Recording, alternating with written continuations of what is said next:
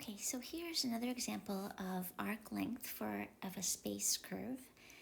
We're given r of t equals e to the t cosine t, e to the t sine t, and e to the t on the interval from 0 to 2 pi. We want to find the length of this curve.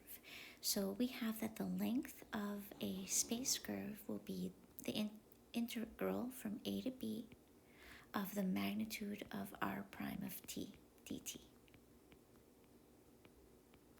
So we're going to need to find the derivative of our vector function and then find the magnitude of that.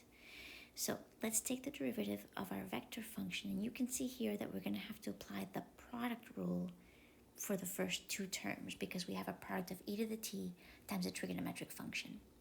So for e to the t cosine t, the derivative of e to the t is itself, so we have e to the t cosine t minus e to the t, and the derivative of cosine t is negative sine t. So there's our x component of the derivative vector function. The y component will apply the product rule once again. The derivative of e to the t is itself, so we have e to the t sine t, and the derivative of sine is cosine, so plus e to the t cosine t. And for our third component, the derivative of e to the t is just e to the t. To find the magnitude, I think it's easier first if we just factor out e to the t. And think of this as taking e to the t out from each term, we have cosine t minus sine t. Sine t plus cosine t, and 1. Now, when we find the magnitude of the derivative, each term has to get squared inside the root. When we square e to the t inside the square root, that will just come out as e to the t. So factoring it out helps us because then I don't even have to include it inside of the root. Because once we square it and then take the root of it, we just have e to the t. So it makes life just a little bit easier. And now inside the root, we're going to square each derivative. So we're going to have cosine t minus sine t gets squared, plus sine t plus cosine t, that will also get squared, and then plus 1 squared, which is 1. Now, let's work inside that root.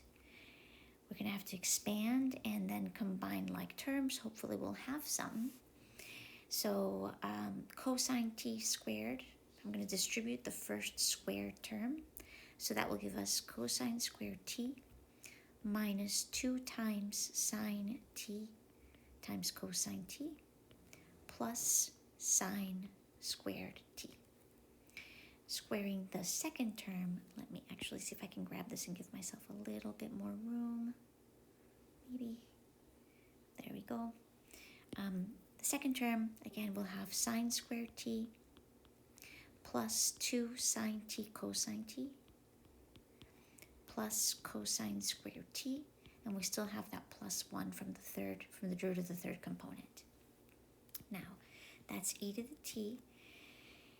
We can see here that we're going to be able to apply in a few spots our Pythagorean identity. Here I have a cosine squared t and a sine squared t. Together, that's going to be 1.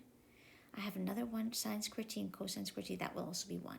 And notice that our negative 2 sine t cosine t and positive 2 sine t cosine t, those will cancel out.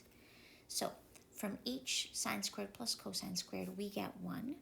So these two inside the root will give me a 1. I've already counted that one. These two inside the root will give me a 1, so plus 1 plus 1. So it looks like this is equal to square root of 3 e to the t. So there is the the magnitude of our derivative vector function. Now, to find the length, we want to do this from 0 to 2 pi. We want the length of the curve from 0 to 2 pi, and the magnitude of r prime is square root of 3 e to the t. The antiderivative, well, root 3 is just a constant that we can pull out, and antiderivative of e to the t is itself. And we are integrating from 0 to 2 pi. So applying the fundamental theorem of calculus, we have the root 3 e to the 2 pi minus root 3 e to the 0. E to the 0 is just 1. So we can write this as the square root of 3. I'll factor it out. E to the 2 pi minus 1. And that is the length of our vector function.